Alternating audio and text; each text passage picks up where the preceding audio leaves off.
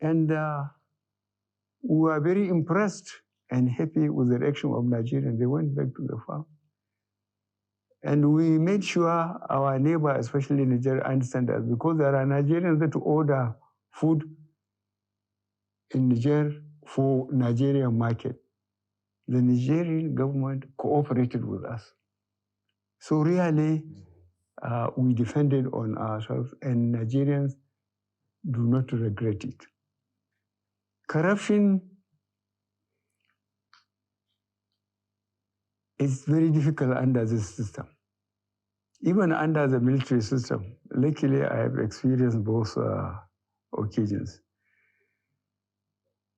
When I collected people, put them in Kiriki or somewhere and said they are guilty until they can prove themselves innocent, and put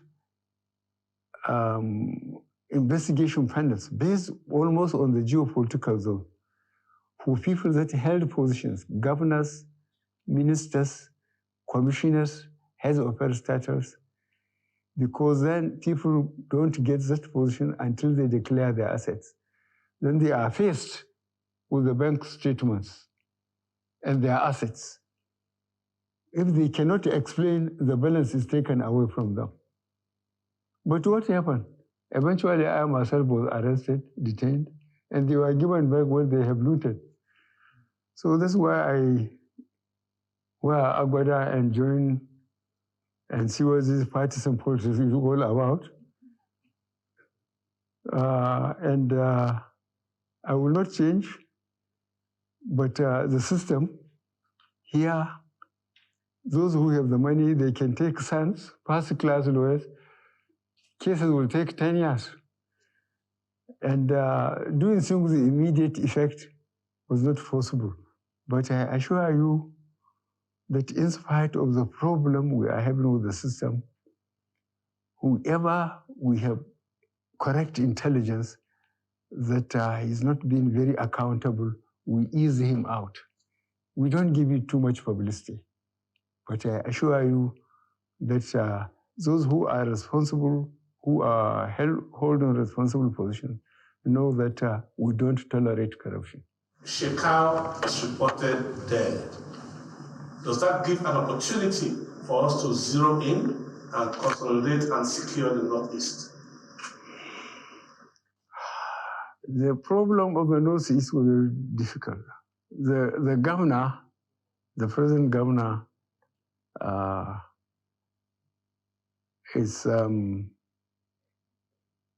working very hard. He's taking a lot of risk. And I asked him, this Boko Haram, is it our people, is it Nigerians or people coming out? He said, they are Nigerians, most of them. They are Nigerians.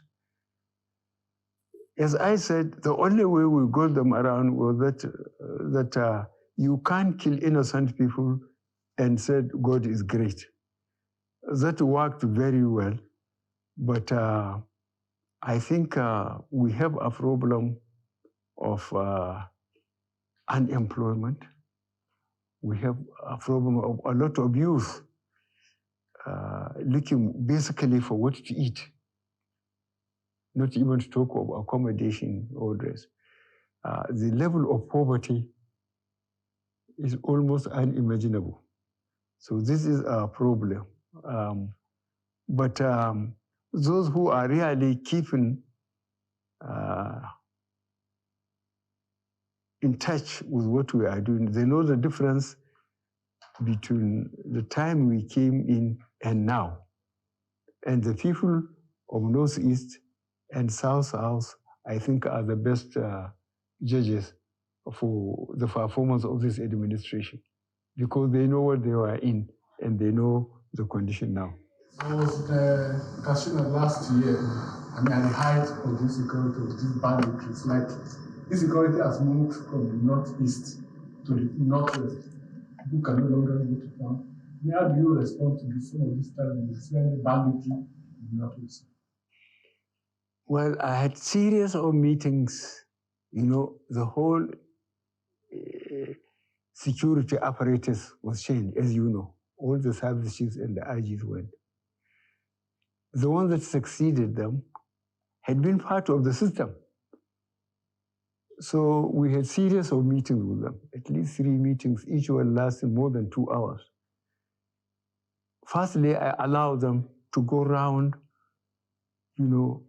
and see the position on the ground.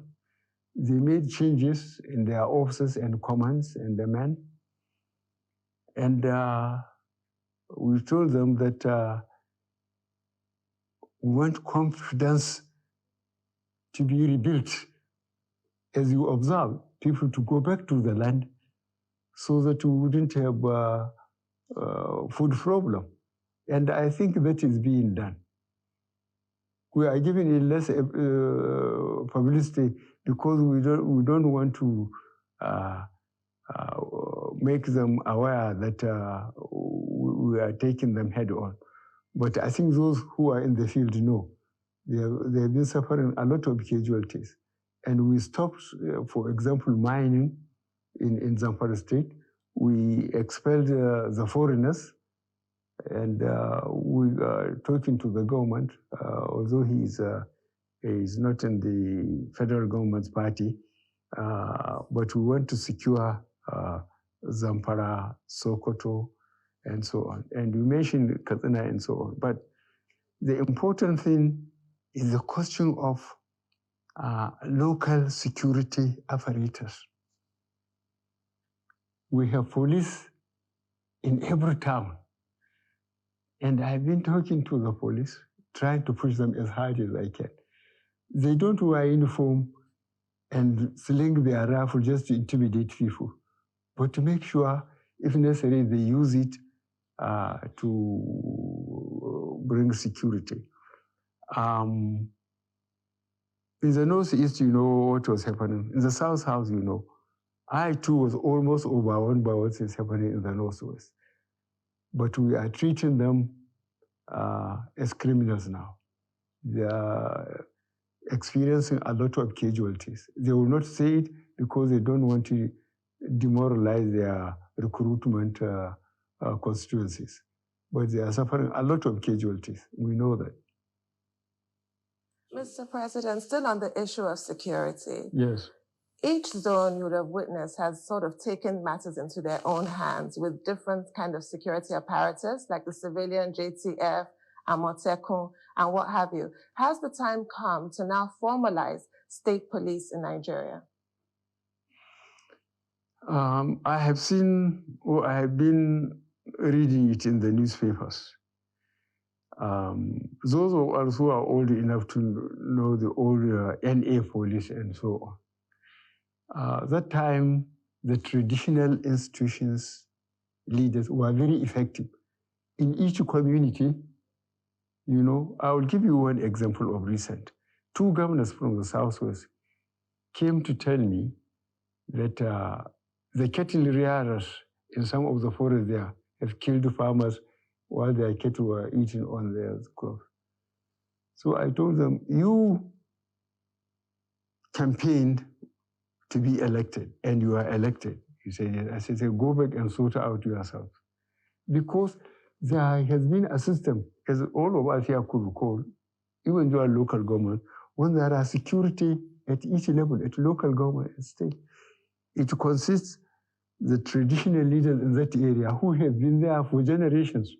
So they know all the crooks in their locality. Then the police, then those who come, whether they are cattle rearers or influential traders, they are part of it.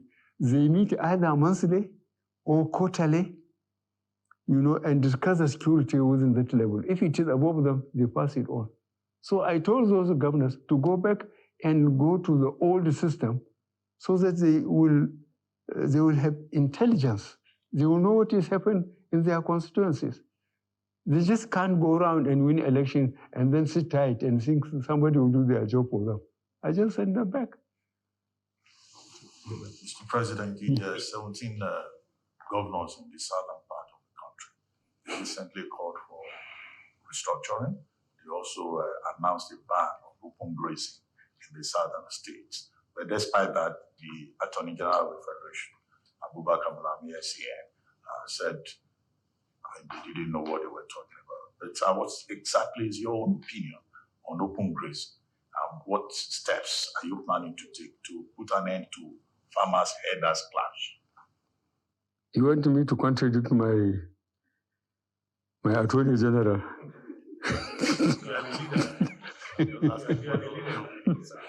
Okay. What I did was ask them to go and dig the Gazette of First Republic when people were obeying laws. There's cattle routes and grazing area. Cattle routes were when they are moving up country, north to south or east to west, they have to go through there. If you allow your cattle to stray into any farmer's farm, you are arrested. The farmer is invited to submit his claims. The alkali or the judge will say, "Oh, I pay." If you can't, the cattle is sold, and if there is any balance, you are given. And people are behaving themselves.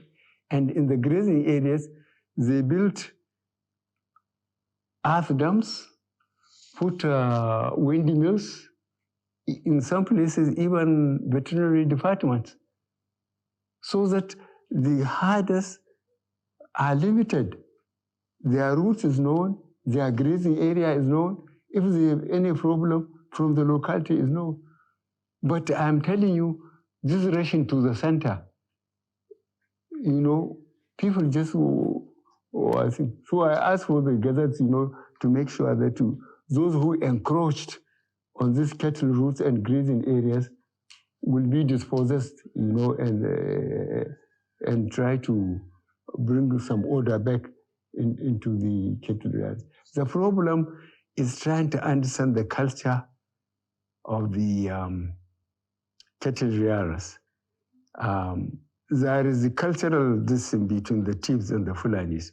So the governor of Benue said, "I'm not disciplining the cattle rearers because I'm one of them."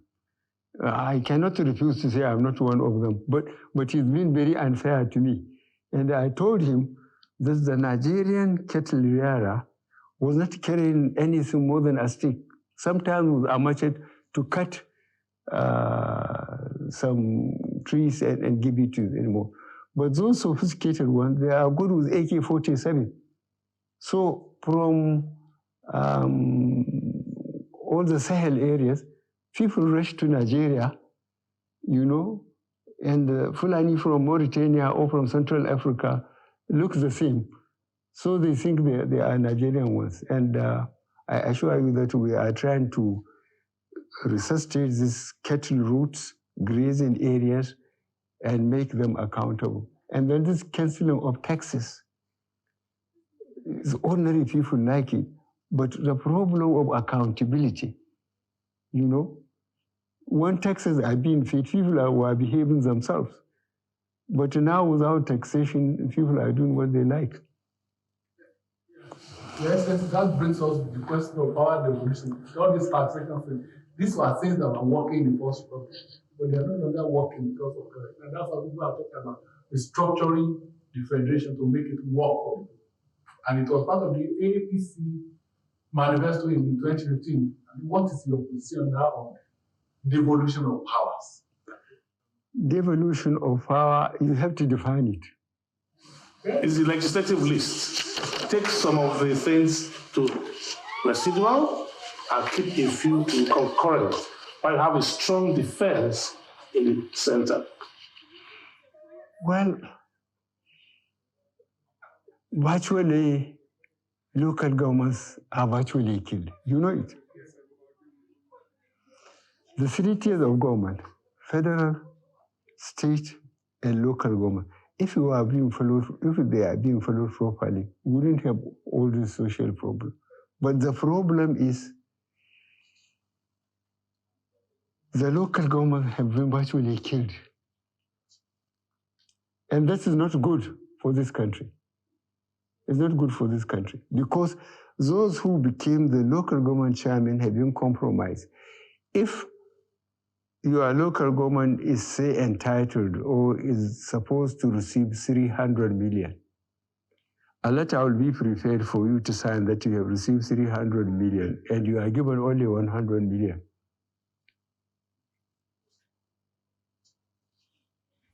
So how can we reduce the powers of governors and give more powers to local governments? By writing a new constitution. And reduce the powers of the president too. While we're at it. The Singh president has a lot of power. Okay,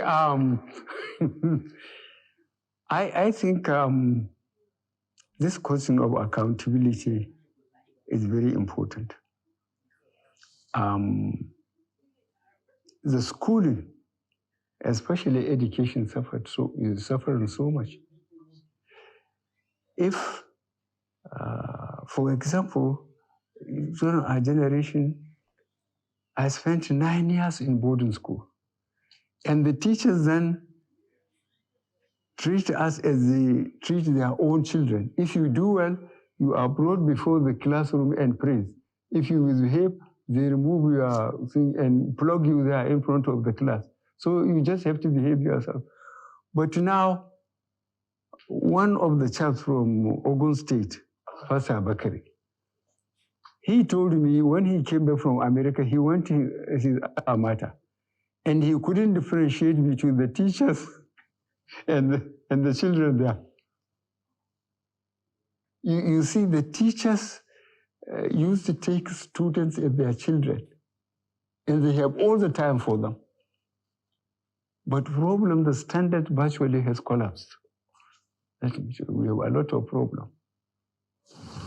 Wow. Which takes us to the next question. In the northern part of the country, many schools have been subjects of attacks. Now, if these schools are perpetually being attacked by bandits and terrorists, and you want to lift 100 million out of it, and their parents are also under threat, how do you think that goal of 100 million people out of poverty can be achieved? Well, try and appreciate what efforts the federal government has done. One, we have moved all the service chiefs and the inspector general of police. We made new ones. We allow them to go around and see the problem. They have been part of it all the time, but now they are in charge. And we made sure that their priorities is to make sure they have brought normalcy, people to accept the responsibility of their offices and perform. They are working very hard on that. We cannot give it enough publicity because we don't want to give fair warning to the real criminals. The ones from northeast, you know, the ones in the south, you know, the problem is northwest. The same people, same culture, killing each other, stealing each other's cattle, burning their villages. As I said, we are going to treat them in the language they will understand. We have given the police and the military power to be ruthless. And you watch it, in a few weeks' time, there will be difference. Because we told them that if we keep people away from their farms, we are going to starve. And the government cannot control the public. If you allow hunger, you know, to permeate the whole society, the government will be in trouble, and we don't want to be in trouble. We are already in enough trouble. So we want them, and sooner than later, you will see the difference. Yeah, now, yes, you talked about talking to the people of Northeast in a language you understand. That is the whole, I mean, there's a crisis around that language. So it shows that because you are a former military man, you are talking about, I mean, using force to restore order. But it's understood in another way, especially given what happened last week when you spoke about the Southeast, IPOB, and all that. One, the controversy of Twitter. When is the government going to ban Twitter? The suspension of Twitter, because when Nigerians are expecting when the government will use that, and two, how are we going to resolve the crisis in the Southeast? Well, Southeast, I was encouraged by what I heard. Nobody told me. 2 statements from the South. One by elderly people. No, South. Yes, by elderly people. They said this time around there will be no access to sea. I'm sure you will understand what they mean. Again, the youth made the same statement. That encouraged me. So that's a problem. It's just like a dot in a circle. If they want to exist, they would have no access to anywhere. And the way they are spread all over the country, having businesses, having property, I think IPOP doesn't know what they are talking about. In any case, we say we'll talk to them in the language they understand. We'll organize the police and the military to pursue them. That's what we can do, and we will do it. What about Twitter? Twitter. That I will give to myself. What? Well, still on the Southeast, Mr. President, how do you plan to include more people from the Southeast, and indeed the South in general, to include more people in the Southeast, and indeed the South in general, in your government, especially in security services and MDAs? You look at, say, NNPC, look at the military. People who have been there for 18 years, or people who have been there, say, for 10 years, they trained in Zaria or in Abeokuta. They come through the ranks, and because they served under all the circumstances, the crisis and everything, and they gradually rise to that status. And you think you just pick somebody just to balance up? These positions have to be earned. Those positions have to be earned. There are people who have been there for 10, 15 years. And you just because somebody will say, well, there's nobody. If you don't join, you are not forced to join. But when you join, you go through the rigmarole. You go through the problem throughout, and you learn by the system. Yeah, but Your Excellency, in the case of the Chief of Army Staff, there are almost 30 generals who have to be retired now or whatever because of demand, because of the rank of the current Chief of Staff. Do you know why he was serving before he became the Chief of Army Staff?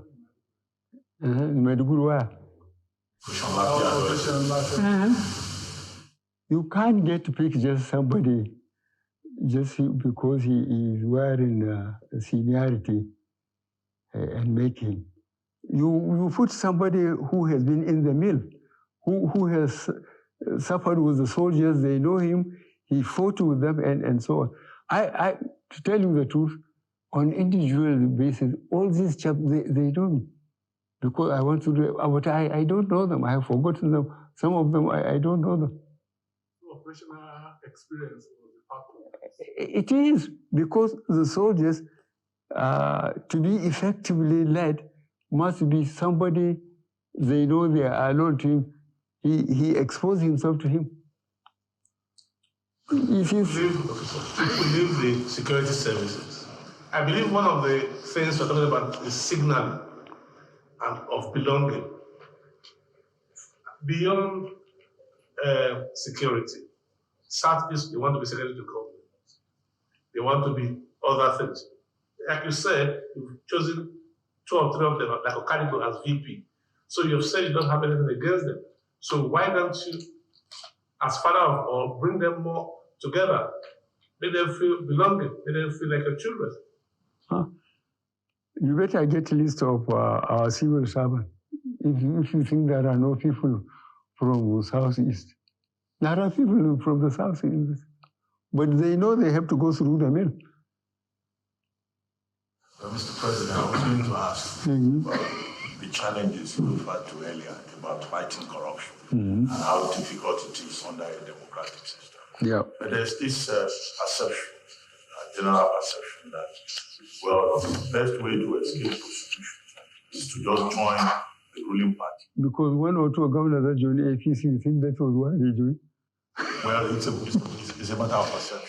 What this administration can do is to make sure that APC lasts beyond this administration.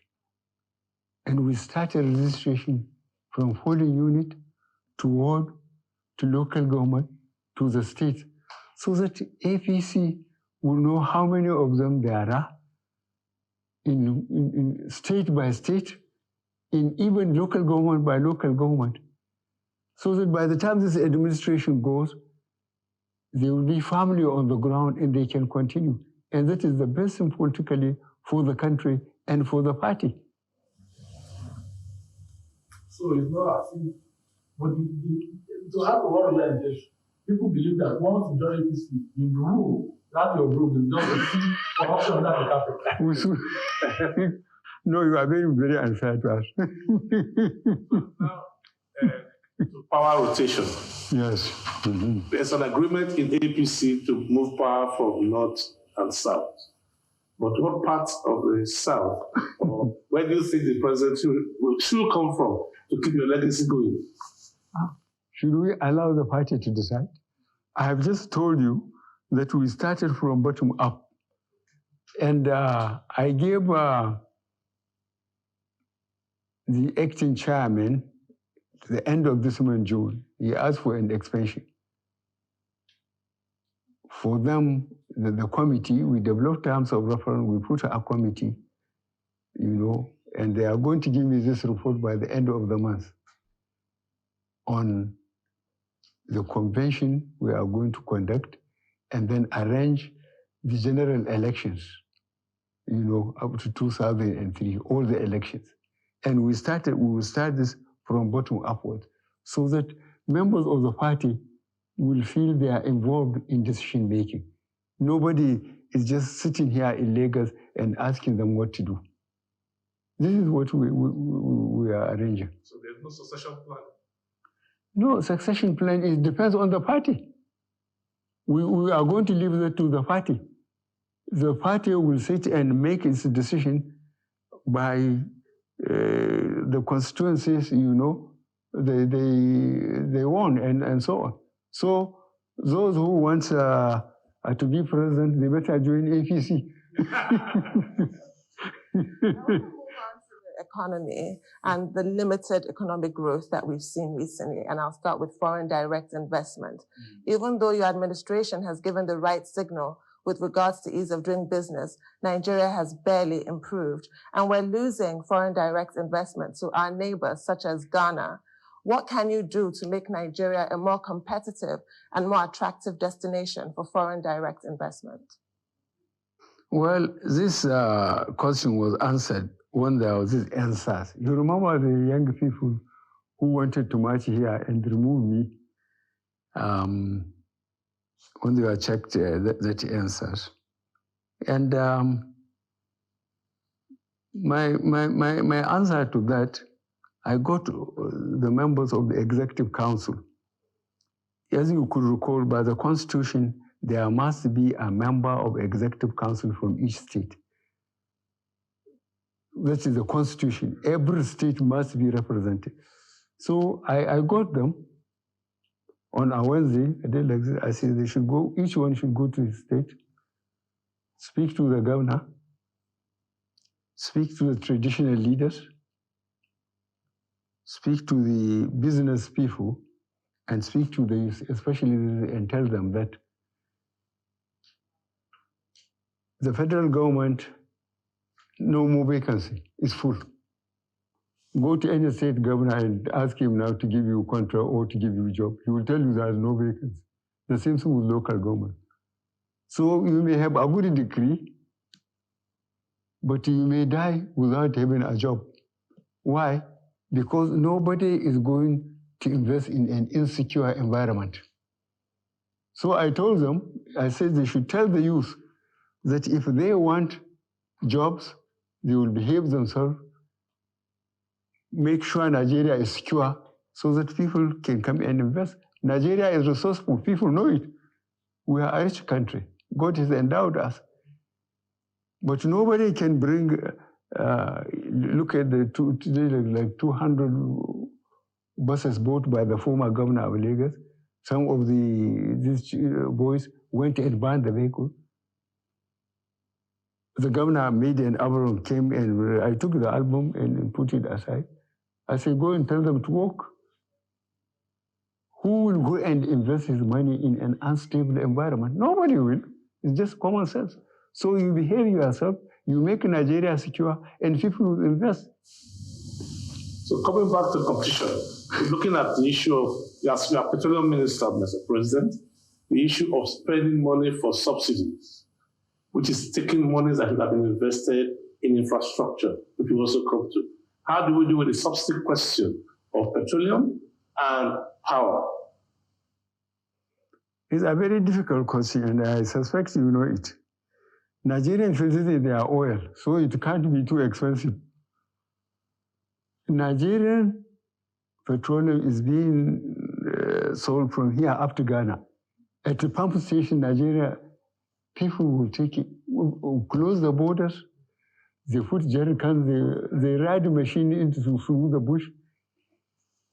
And if you try and give it the cost and insist that it has to be economic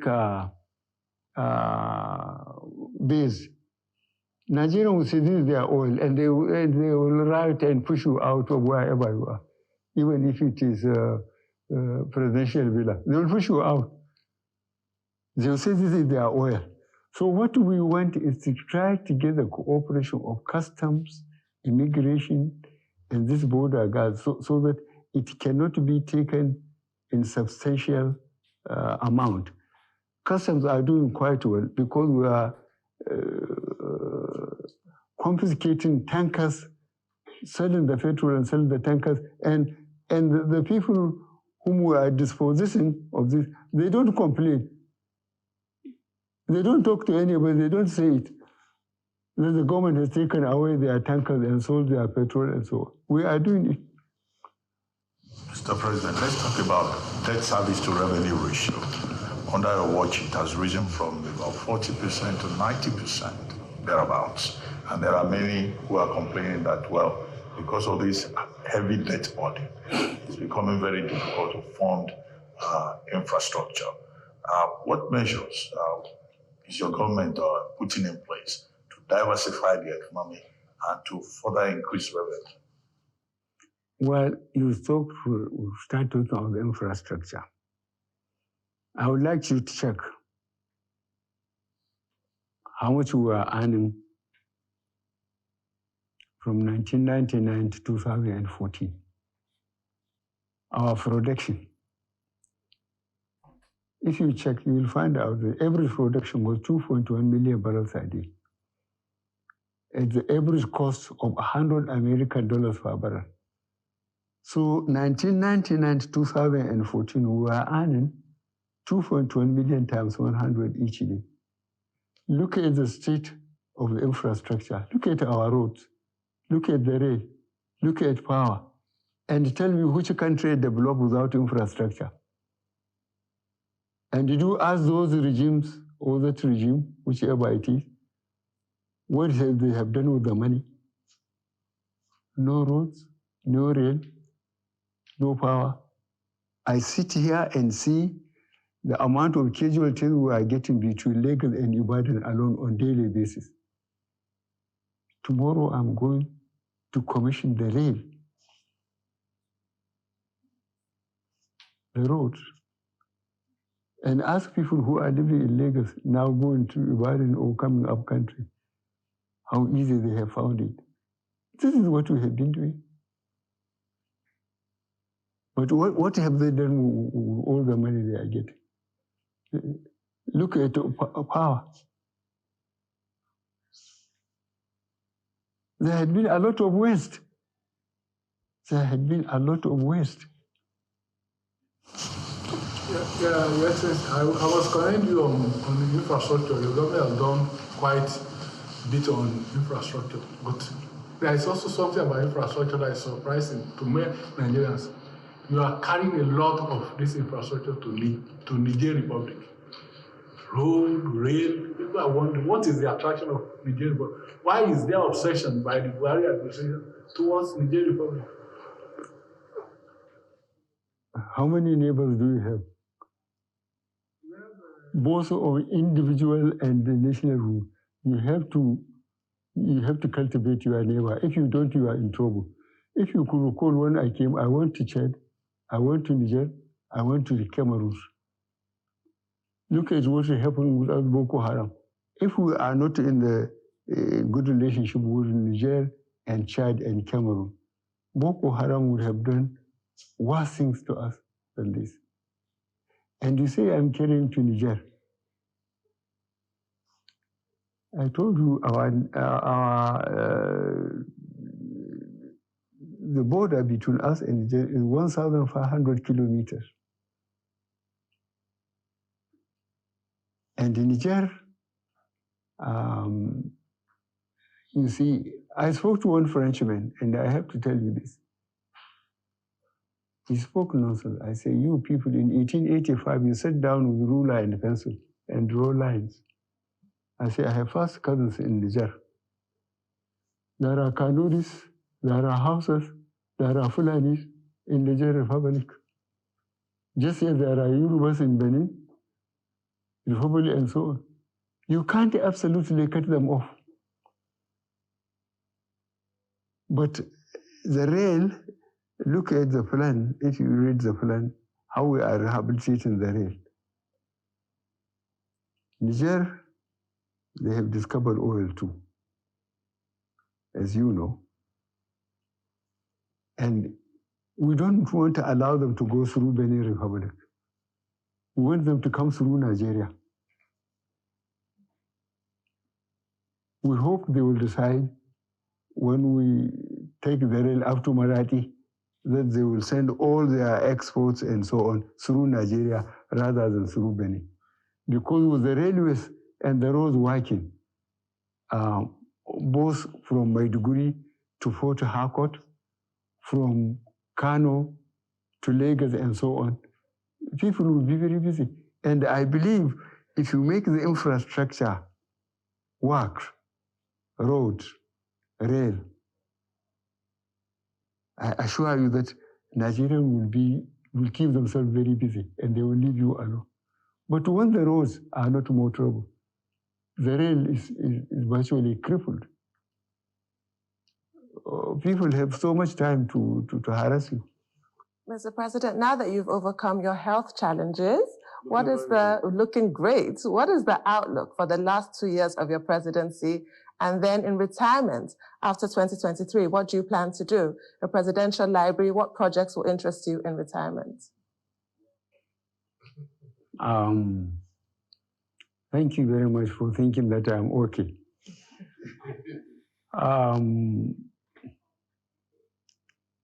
I have never abandoned my farm. I still have got a number of cattle. And when I leave, I will be going to my farm daily. I will try and keep myself busy. Between now and then, I will try to keep on convincing Nigerians that I mean very well. I will make sure that the three identifiable problems we have, security, economy, and fighting crime, I will continue to work on it. And as I said, visibly, we made progress in the Northeast, we made progress in the South-South, but I'm overwhelmed almost by Northwest, and they are going to get it very soon. Mr. President, what will be the Buhari legacy? Well, I will allow Nigerians to discuss it. I hope they will be fair to me. I wouldn't like to say it myself. I would like Nigerians to try and spend time when we came, both economy and security, where we were, where we had been for the 8 years and maybe around, and try to work out. I hope Nigeria will be fair to me. This is all I need. All Nigerians may be having fears. What's your message to the people of Nigeria today on your 6th anniversary, on where we are and over the last few days? Last question. Yes, under the system, Nigerians would say what they want. They want their own republics. They don't even talk of the resources, how we can disengage ourselves, how we are going to share what we have invested when we are together. How are we going to share it out? How fair are we going to be to ourselves?